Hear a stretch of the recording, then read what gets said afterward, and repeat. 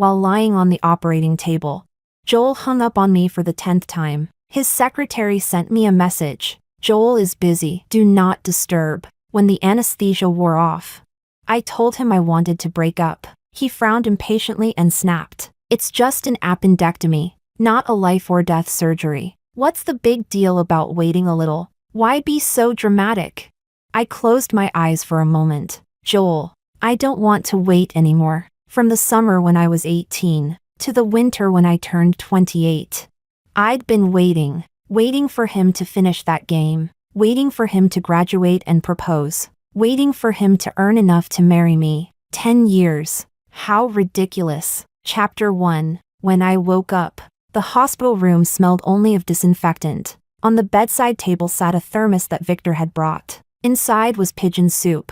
The broth was clear, and the meat was soft and tender. It was clear he had put effort into it. Victor and I weren't close. He was just the client I'd met a few times. He didn't talk much, and his manner was cold. During this project meeting, I suddenly collapsed from appendicitis, and fortunately, he was the one who took me to the hospital. Victor, thank you, I said. I scooped a spoonful of the soup, and warmth slid down my throat. My phone vibrated. It was Joel. How did the surgery go? I just finished work. I'll come keep you company now. His voice carried its usual calm. Staring at the ceiling, I replied softly. There's no need. All right. Stop making a fuss, he said, his tone faintly helpless. I know you're upset, but you understand how important that client is, don't you? I can't just walk away from a deal worth tens of millions just to sit outside the operating room waiting for you. Can I? Appendicitis isn't a big deal anyway. As the anesthesia wore off, pain began to spread from the wound. I clenched my fingers and took a deep breath. Joel, let's break up. There was silence on the other end for a few seconds. Then a short, mocking laugh. Breaking up again? Just because I didn't come to the hospital to be with you? Is that really necessary?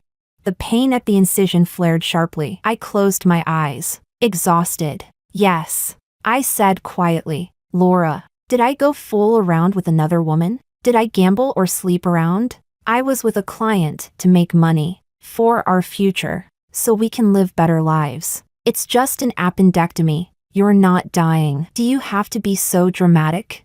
His impatience turned into accusation, his voice rising. I haven't even eaten after finishing work, and my first thought was to call you. You're not a child anymore. Can't you try to understand me? Be a little more sensible? Sensible. The word pierced my heart like a needle. I'd been sensible for 10 years. From 18 to 28. I'd learned to leave a light on when he came home late. To prepare hangover soup for his social dinners. To smile graciously when he laughed with female clients. To swallow every ounce of hurt and only say, I'm fine. But what did all my understanding bring me? It brought a man who brushed off my pain.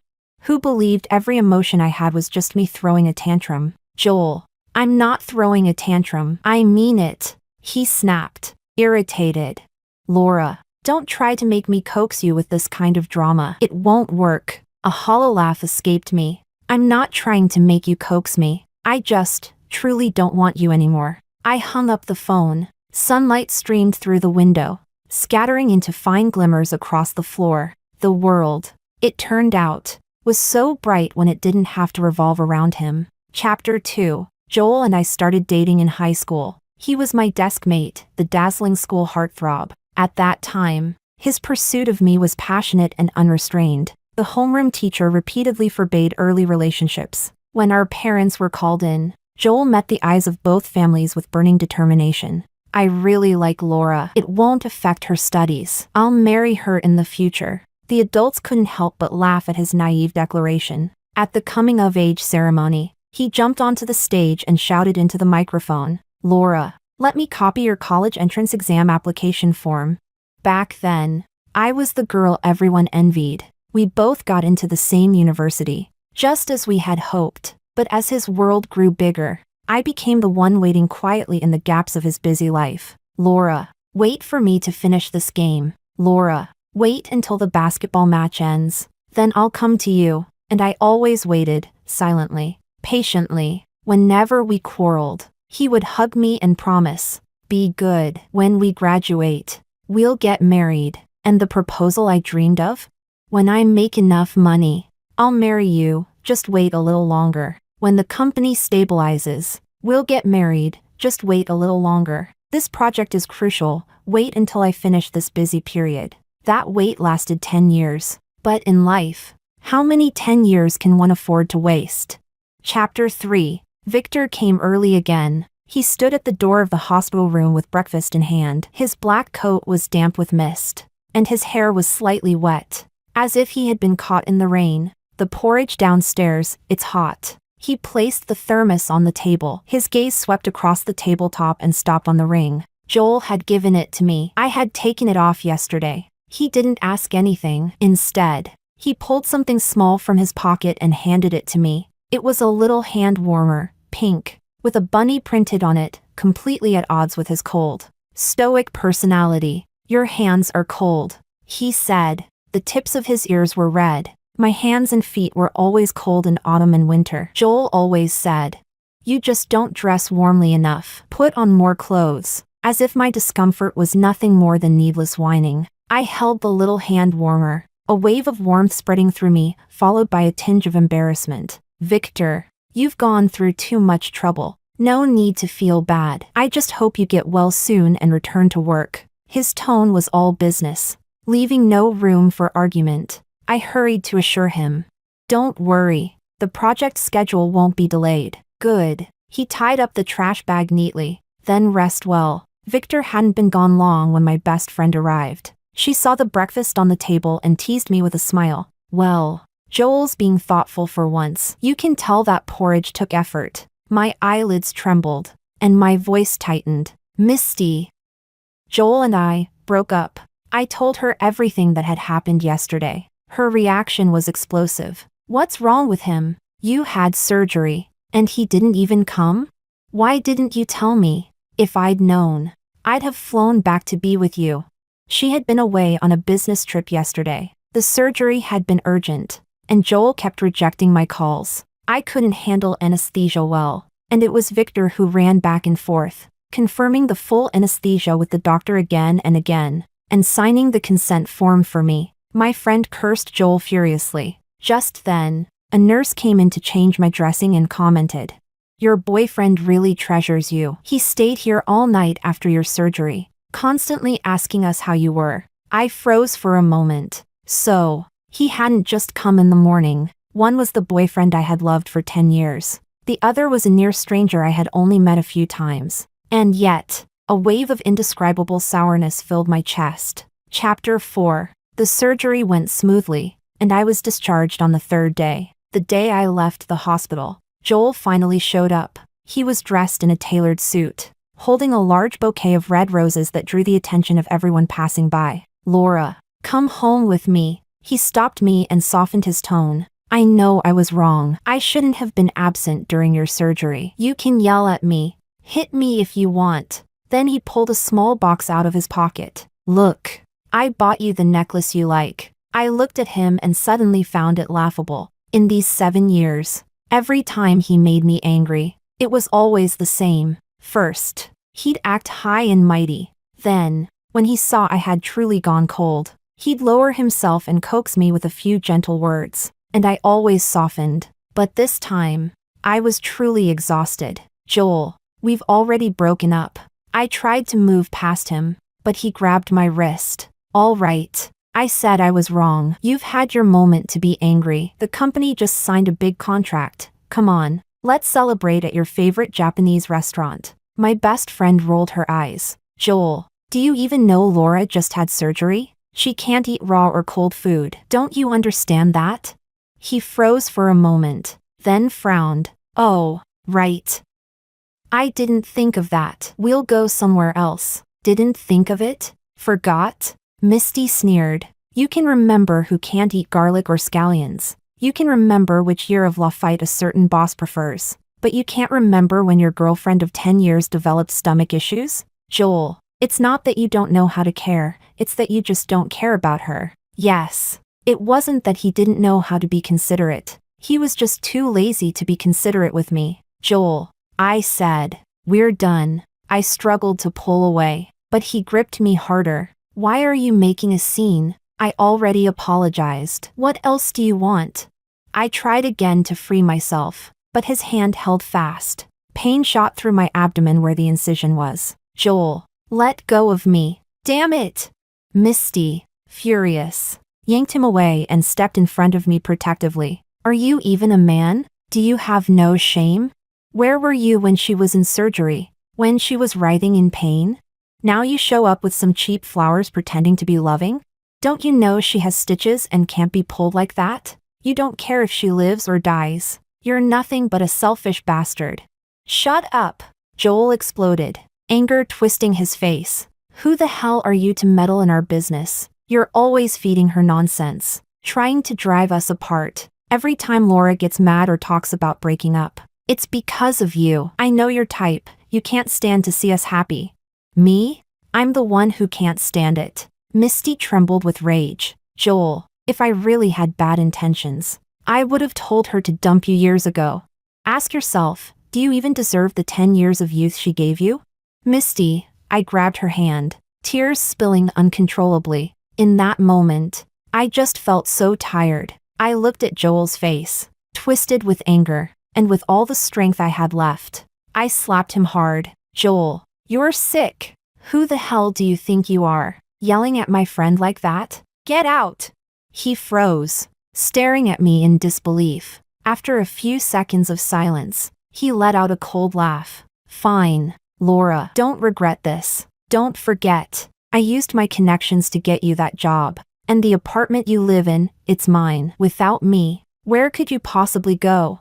Each word hit me like a blunt knife in the chest. I remembered when he had pointed at that small apartment and said, Laura, this is our first home. Someday we'll have a big flat, a villa. I remembered when I quit my old job after being mistreated, and he proudly found me another through his friend. Go there, no one will dare to bully you. Those gestures that once felt like love and protection now sounded like pity. So this was how he had always seen me, a parasitic vine that couldn't live without him. I forced a smile. I don't regret it. Let's go, Laura, Misty said, supporting me toward the car. Staying near that man another second makes me sick. I leaned back against the seat, drained. My heart felt hollow, but lighter than ever. In the rearview mirror, Joel stood motionless, face dark as ash. The red roses in his hands were crushed and misshapen. From that moment on, I never looked back at him again. Chapter 5. Misty took me to her place. Not long after we arrived, I received a message from Joel. Fine, we can break up, but within 3 days, clear out everything you left in the apartment. Misty nearly exploded with rage. That bastard, how dare he? Come on, I'm going with you. I want to see what crap he dares to pull. Without hesitation, she grabbed her keys and stormed out with me. Joel wasn't home, only his impeccably made-up secretary was there. She stood in the living room with her arms crossed, eyes filled with disdain. Mr. Joel is busy, she said curtly. He instructed me to keep an eye on things. She deliberately emphasized those 2 words, her tone dripping with arrogance. Laura, everything you take must be inspected and logged by me. After all, there are plenty of expensive items here. If something goes missing, it'll be hard to explain. Misty exploded instantly. Who the hell do you think you are, talking to Laura like that? The secretary smirked, her red lips curling in mockery. Who am I? Let's just say, Laura, that from now on, you're nothing. No one's going to coax you back this time. Oh, and a friendly reminder, she added with a sneer. Joel's being pursued by a young, beautiful heiress lately. A perfect match, equal status. Strong alliance. So yes, it's better you clear your things quickly. Wouldn't want to offend the new mistress of the house. Misty laughed coldly. New mistress? What a joke. Joel's trash. He's only worthy of a woman like you. Licking up his leftovers. And you think you have the right to bark orders at us? Get out of the way. She shoved the secretary hard. The woman stumbled and fell flat onto the floor. You're so vulgar and ignorant. The secretary sputtered. Misty cracked her knuckles with a grin. I'm a 4th-degree black belt in kickboxing. Say one more word, and I'll knock the fake right off your face. Then she turned protectively toward me. Laura, go get your stuff. When we left, she noticed I was only carrying a small bag with documents. What about the rest? I shook my head. I don't want it. Anything related to Joel, I don't even want to look at it again. She slung her arm around my shoulders. Out with the old, in with the new. Come on, let's go shopping. I bought piles of new clothes, bright colors, flattering cuts. Not to please anyone else this time, but simply because I liked them. Afterward, we went for steaming hot pot, spicy enough to make our eyes water and our noses run. We laughed and cried between bites. For the first time, I realized it feels amazing to please yourself. Chapter 6. The next morning, as soon as I arrived at the office, my manager suddenly informed me that the project I had been leading had been reassigned. You've been unwell lately, and your emotions have been unstable, he said, clearing his throat. It's a good time for you to rest and take it easy. That project was my blood and sweat. Countless sleepless nights. Every detail from planning to execution handled by me. And now, it was being handed over to someone else. Sir, I said calmly, I've been in charge of this project from the beginning. I know every stage inside and out. Changing leaders now poses a huge risk. Besides, I've fully recovered and can handle it. He nodded, then sighed with a patronizing smile. Laura, a wise person knows when to adapt. You and Joel, things haven't been too pleasant. Have they? Take my advice, women should know when to give in. Say sorry. Lower your head a little. Once a man cools off, everything will be fine. Why ruin your career and your relationship over something so trivial? It doesn't matter who runs the project, as long as it gets done. Don't be ungrateful. I understood then. So that was it. Of course, Joel had said it himself. The job was one he got me. The apartment was his. He believed I couldn't survive without him. No need to think twice. I resign. I said. Laura, what's the harm in apologizing to Joel? You're too stubborn. Women should be gentle. That's how they stay likable. I removed my work badge and slammed it onto the desk. How a woman should be is not for trash like you to define. Chapter 7. Life after quitting wasn't easy. I passed interviews with several companies, but every time they reached the background check stage, I was rejected. I knew why. Joel must have instructed my former boss to sabotage me, just when I was running out of options. A headhunter contacted me unexpectedly. Hello, Laura. L Group is urgently hiring a project manager. I learned that you were deeply involved in the development of their previous partner project. Your experience fits perfectly. This is a rare opportunity. L Group was one of the top companies in the industry. Its name alone carried weight. Still, they were notoriously strict with recruitment, so I didn't get my hopes up. But the interview went surprisingly well. Every technical question was a breeze. They seemed impressed by my past experience. They offered me double my previous salary. The final interview was with Victor. He didn't waste time. Your former company said you resigned for personal reasons. The replacement manager they assigned was completely unqualified compared to your original proposal. The new plan was a disaster. L Group has already terminated their contract. He paused, looking at me steadily. I reviewed your initial proposal. It was clear, innovative, and strategic. Handing this project to you is the best choice. Moving from a subcontractor to a client-side position, for me, it was a massive leap forward. But I hesitated. Victor, I might not pass the background check. He didn't even flinch. I hire based on skill and compatibility, not personal grudges. You'll have a 3-month probation. Perform well. You stay. Fail. You leave. Can you handle it? No hesitation. No pretense. I took a deep breath, met his eyes, and said, Victor, I can handle this role. Double the pay, the prestige of L Group, the platform and influence of the project. It was a lifeline thrown into the darkest moment of my life. Chapter 8. After starting the new job, I worked like I was wound up by a key. Victor's standards were high, almost ruthless, and I was constantly busy, barely touching the ground all day. It was exhausting, yes.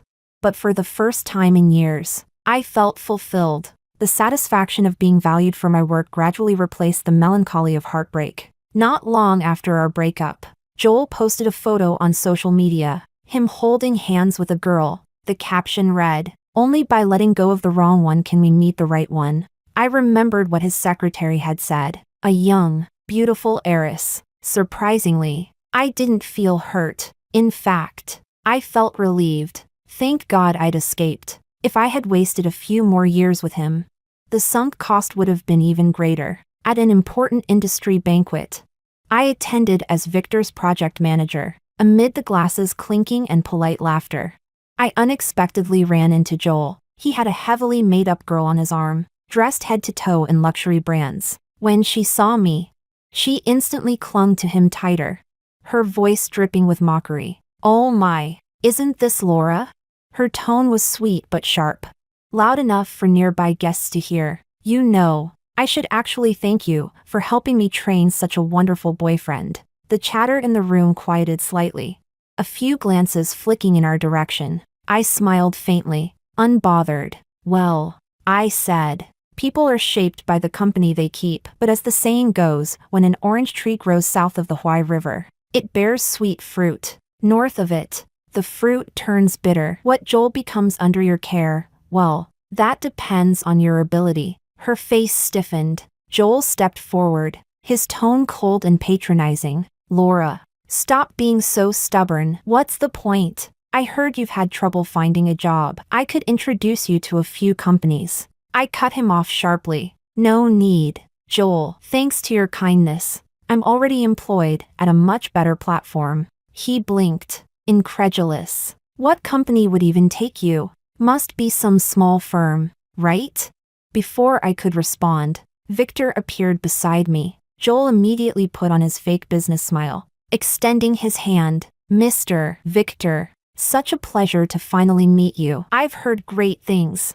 I understand your company is bidding on a new project. My firm recently completed the smart transportation upgrade in South City. We have plenty of experience. I hope you'll consider us." Victor didn't take his hand. Instead, his calm gaze fell on me. "All bidding decisions are handled entirely by our project manager, Laura. Her opinion is my opinion." Joel froze. I smiled politely. "Apologies, Joel. Unfortunately, your company's scale, credentials, and previous cases don't meet our entry standards. You're not eligible to bid." He stiffened, voice rising. "Laura, you're with L Group?"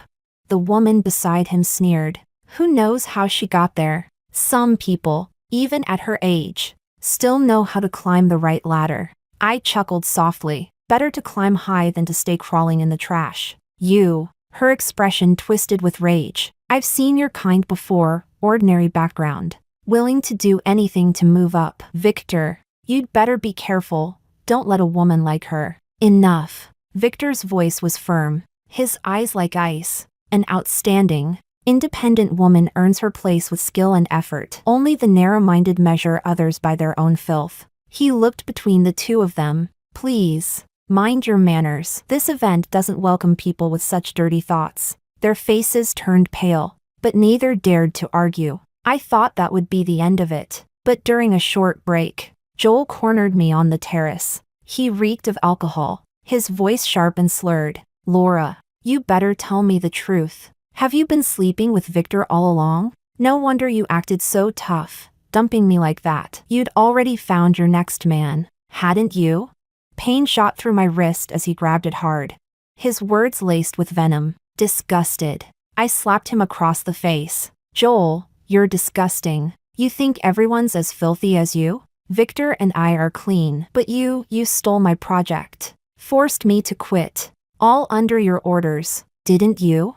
I stepped back, glaring. "I don't owe you anything anymore, and you'll never control me again." He laughed coldly, bitter and cruel. "Control you? Laura, don't fool yourself. Why would Victor help you so much? Why give you that position? You really think he likes you? Look at your background, look at his. What could you possibly offer him? He's just using you for your face, for a bit of fun. Get out." I met his bloodshot eyes, my voice like steel. "Joel, you make me sick." Chapter 9. The night air was cool as I leaned against the cold wall. At last, I couldn't hold back my tears. So this was what it came to. From love to disgust, from passion to exhaustion, Just like that. In that moment, it struck me that the years I'd devoted to that relationship seemed utterly worthless. A soft rustle, a dark gray handkerchief appeared before my eyes. I looked up.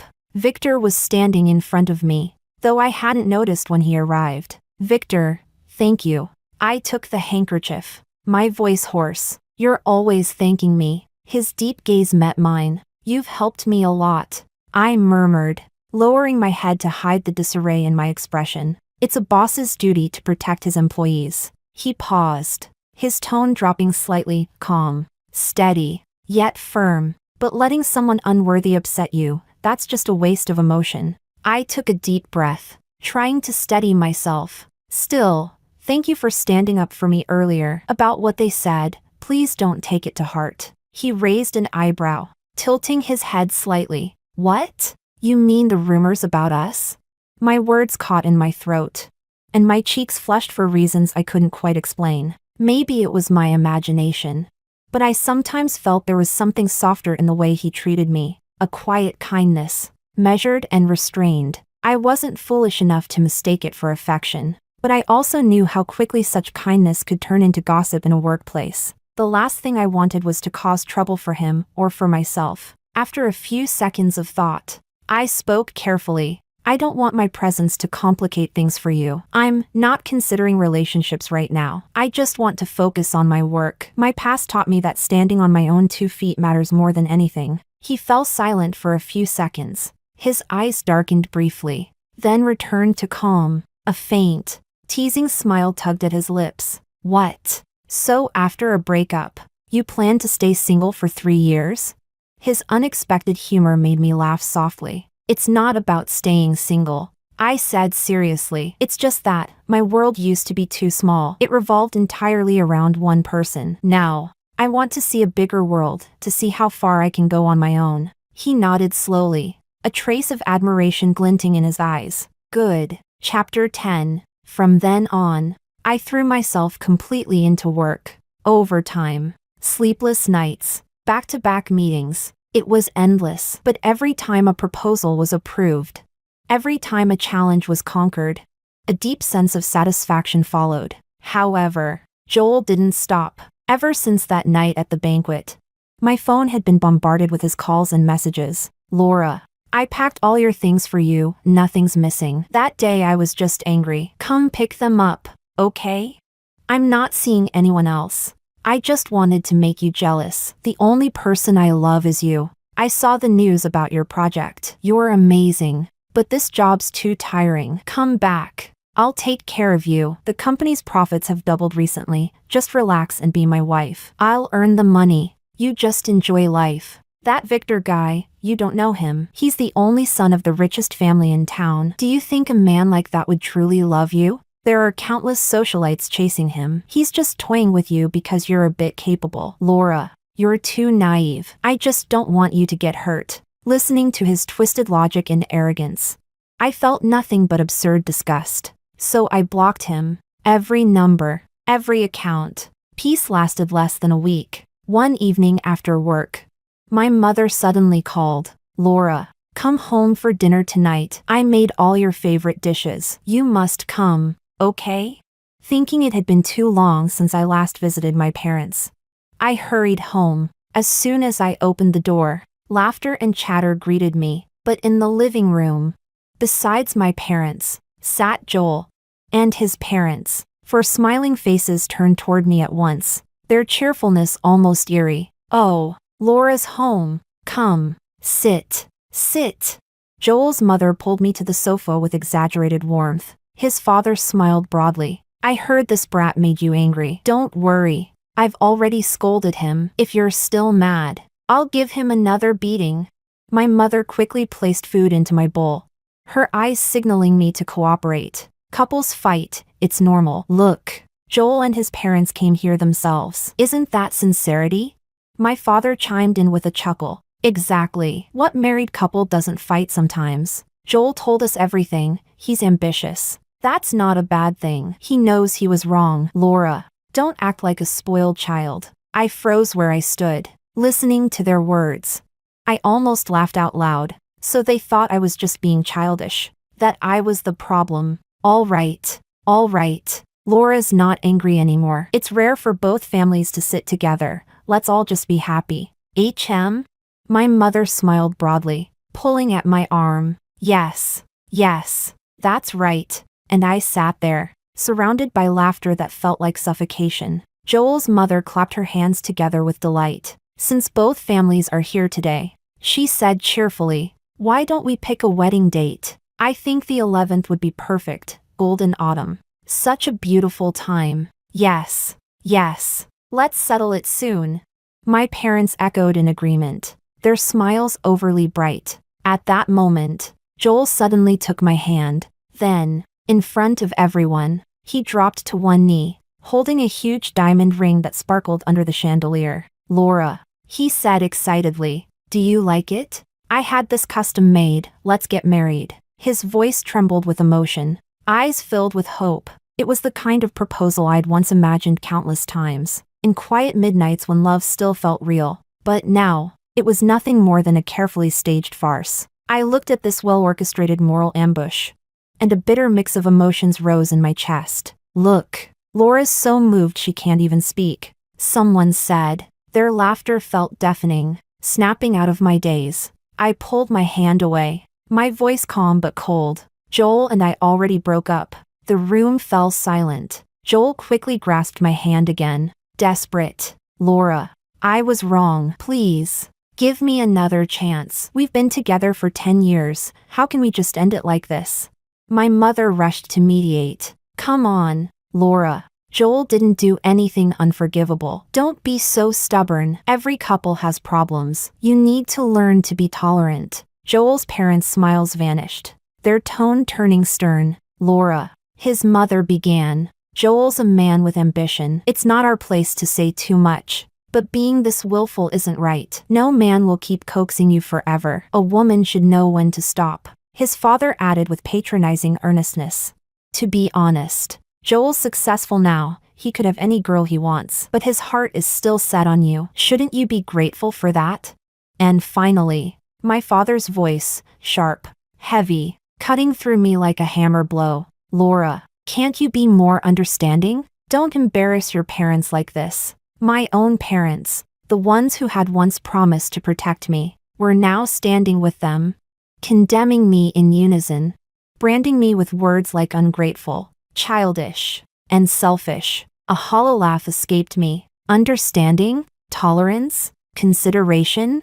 I looked around the room, my voice trembling with fury. Then why don't any of you ask me how I felt lying on that operating table? Awake because the anesthesia failed?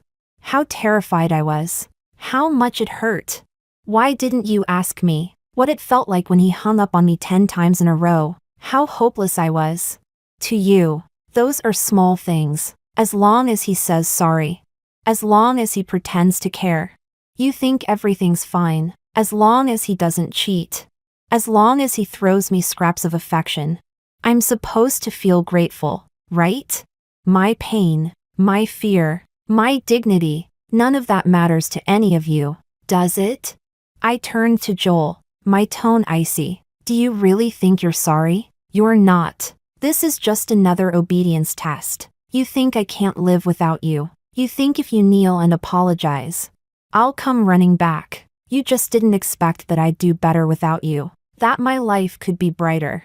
That I could stand beside someone more capable than you. And that's what really scares you. You're not heartbroken, Joel. You're just angry that the woman you controlled for 10 years is finally free of you. I straightened my back, ignoring every stunned stare around me. Without looking back, I walked out of that suffocating house. Good. Let it end like this. I was no longer anyone's understanding girlfriend. No longer anyone's obedient daughter. The cold wind filled the hollow in my chest. Maybe every so-called eternal love is just a temporary illusion. When I was little, my parents lifted me high above their heads, calling me their precious girl, saying no one would ever make me cry. And when I was young, Joel once stayed up all night to care for me when I had a fever, burning the porridge in panic.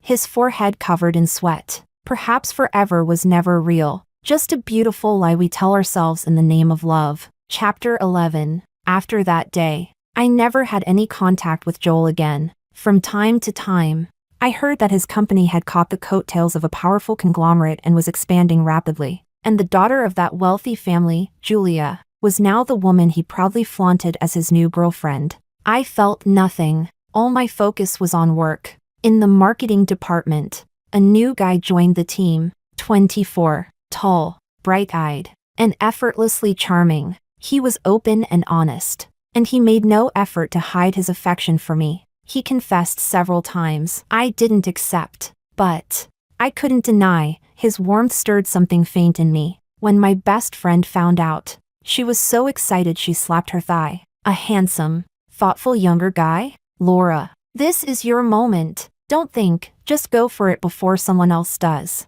I hesitated. Yes, maybe not every man in this world was as selfish or cruel as Joel. And now, I had confidence, a career, the ability to decide my own life. Maybe I really could take a step forward again. So, I gave it a try. We met a few times, grabbed dinner after work. He was tall, funny, genuinely sweet, at least, on the surface. It felt good to be seen again, but before anything could truly begin, he was suddenly reassigned, sent thousands of miles away to another branch. He got busy. I was busier, and that brief spark of warmth faded quietly into nothing. Chapter 12. It was a late night at the office again. As I stepped out of the elevator, a familiar voice stopped me. Laura, Joel. He looked weary, his eyes bloodshot. But when he saw me, he straightened up, his gaze heavy and conflicted. Laura, he said quietly, I'm getting married. I didn't stop walking. So what is this? Joel, a late-night visit to deliver your wedding invitation? Sorry, I don't give red envelopes to exes. He hurried forward to block my way, his tone desperate. Laura, if you just say the word, if you tell me you don't want me to, I won't marry her. I'll cancel the wedding right now. I let out a dry laugh. Joel, who you marry has nothing to do with me. Now, please move. His voice cracked. Laura, are you really that heartless? 10 years. Do those 10 years mean nothing to you? 10 years? I scoffed softly. They mean I was blind. Then, from behind me, came the sound of steady footsteps. It's late, a deep voice said. I'll take you home, Laura. Victor stepped up beside me. His calm eyes flicked toward Joel, cold. Warning. Joel's face twisted in fury at the sight of him. Victor! Laura's my woman. From 18 to 28. She was with me. Her youth, her firsts, her memories, they're all mine. You think she really likes you? Impossible. He sneered, losing all restraint. The woman I fucked for 10 years, you think she's your treasure. Bang. Before the words finished, Victor grabbed Joel by the collar and punched him square across the face. 10 years of so-called love. And that's how you treat her?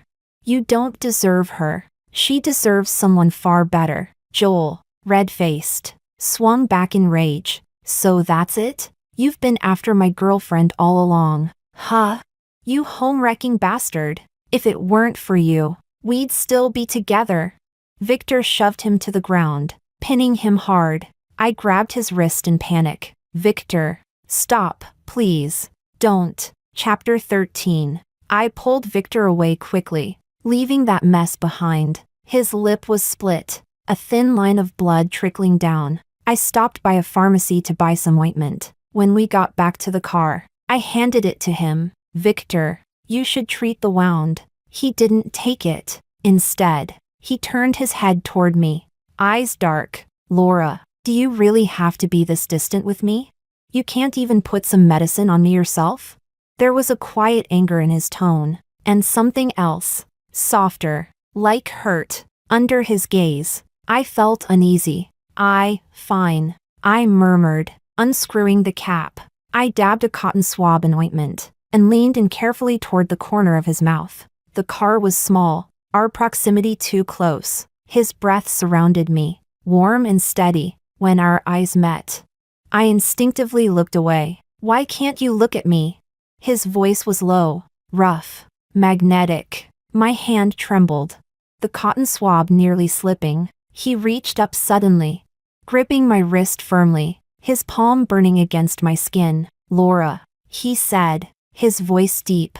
I know you understand how I feel. He locked eyes with me, leaving me nowhere to hide. You told me before you weren't ready for another relationship. I respected that. I gave you time.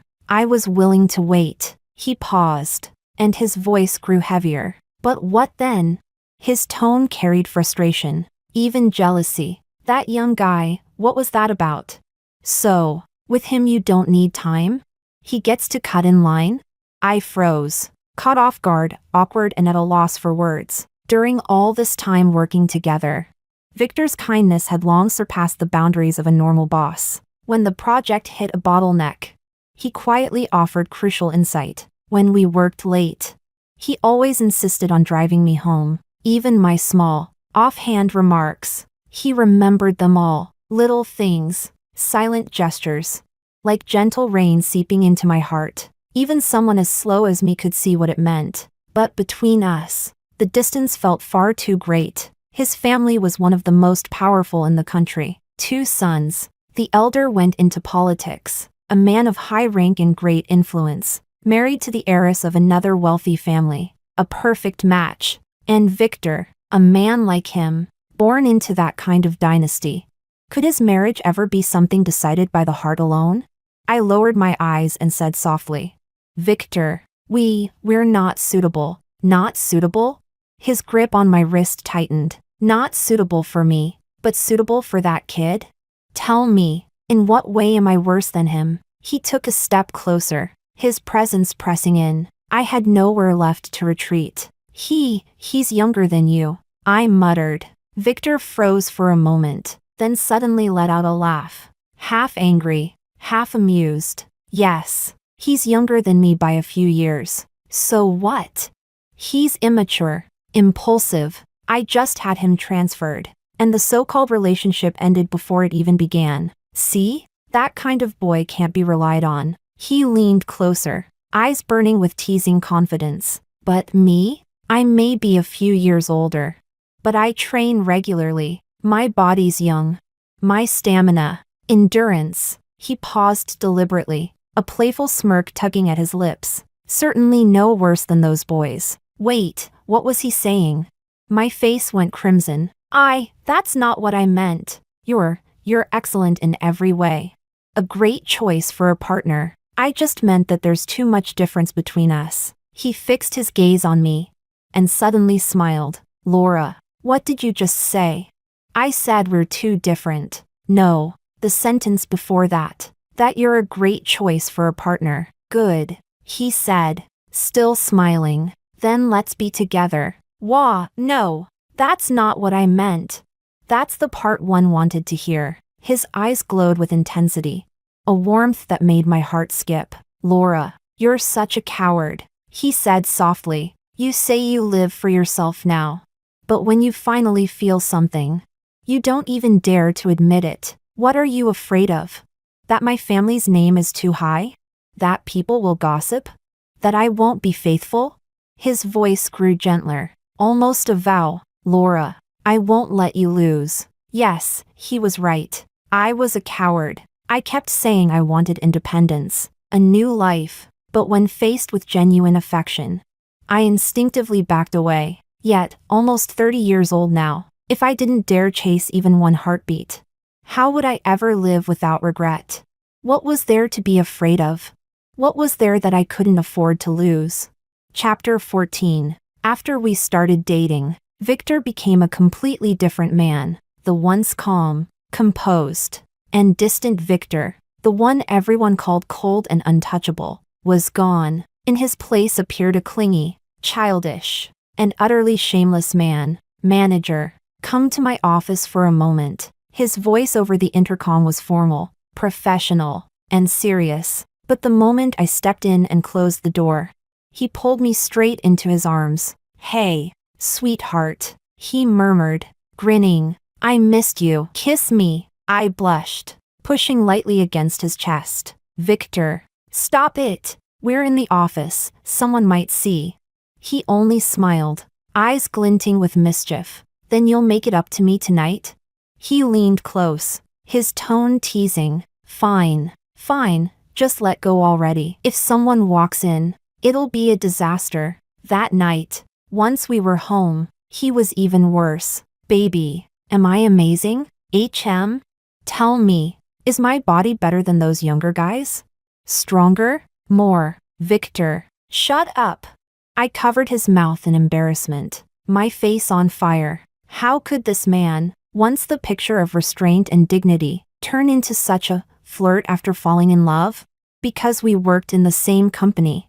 We kept our relationship secret, at least for a while. That was until a newly hired overseas returnee joined the department. Smart, capable, but unfortunately, blind enough to fall for me. He brought flowers and confessed publicly in front of everyone. By that afternoon, Victor had promoted him to a branch office on the other side of the planet, claiming the overseas market desperately needed his talent. Later, he cornered me in the office, face dark. Laura, if this keeps up, I'm going to have a heart attack. You have to make it official with me. And so, the next day, half coaxed, half tricked, I found myself standing beside him at the marriage registry. When we finally got our little red book, our faces smiling side by side on the photo. He exhaled deeply, satisfaction lighting up his features. Let's see who dares try stealing you now. Chapter 15. After the wedding, I attended a social gathering for the first time as Mrs. Victor. Among the elegantly dressed guests, I unexpectedly saw Julia, Joel's new wife. But in this glittering circle of high society, Julia was subtly excluded. She tried her best to blend in, but was quietly ignored at every turn. A few wealthy ladies leaned toward me and whispered, "Madam, you're new here, so you might not know, Miss Julia is an illegitimate daughter. In our circle, everyone comes from proper families, legitimate wives and noble daughters. Not every stray cat or dog can squeeze their way in." They giggled behind their champagne glasses. Look around the city, what respectable family would marry her? She had no choice but to settle for that small-time businessman who lives off his wife's family. Only then did I realize Joel's so-called wealthy heiress wife was, in fact, an illegitimate child. Still, it was said that after marrying into Julia's family, Joel's business flourished. His company had just completed a round of financing and was preparing to go public. But fate always has its way of settling accounts. A month later, Julia's grandfather, the head of the family, passed away suddenly. He died so abruptly that he left no will. The inheritance had to be distributed according to the law, and Julia, being illegitimate, received nothing. Legally, she wasn't even recognized as a daughter, though the law grants equal inheritance rights to illegitimate children.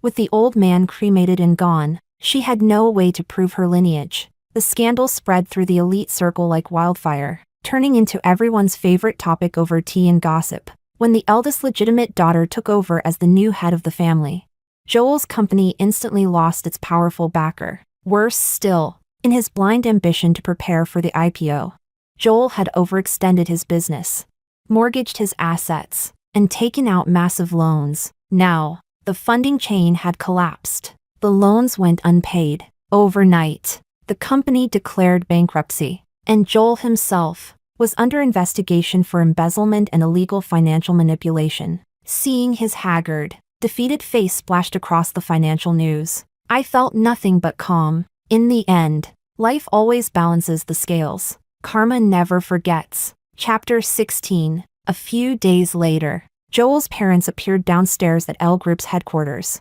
Ignoring the security guards, they dropped to their knees in front of me, sobbing, "Laura, please help Joel. We know you married well, your husband's powerful and kind. Please, for the sake of the 10 years you spent together, lend him some money. Help him through this. We're begging you, he can't go to jail." I looked at them quietly. There was no satisfaction, no sense of revenge, only a faint sadness. His problems have nothing to do with me. Please, leave. When Victor heard about the incident, he came down immediately, without a word. He stepped in front of me, shielding me completely. His expression was icy as he said to the guards, "Escort them out, and from now on, don't let them get within 100 meters of this building." Then he turned to me gently, supporting my arm. Don't mind them. Let's go home. You're pregnant. Anger isn't good for you or the baby. I couldn't help but laugh softly. It's only been a month. Victor, the baby's still just a little bean. Don't exaggerate. Since learning about the pregnancy, Victor had taken care of me with meticulous tenderness. We both loved quiet, simple days. After work, he would take me to the supermarket, carefully choosing fresh ingredients. Back home, he'd put on an apron and cook in the kitchen. He said it helped him relax, and that watching me finish every bite gave him a sense of fulfillment no business success could match. He remembered all my little habits, never forgot an anniversary, and always made time to accompany me to prenatal checkups. Afterward, we'd eat together, take evening walks, and play with the stray dog we'd adopted. Life was calm and ordinary, yet filled with small, precious moments of happiness.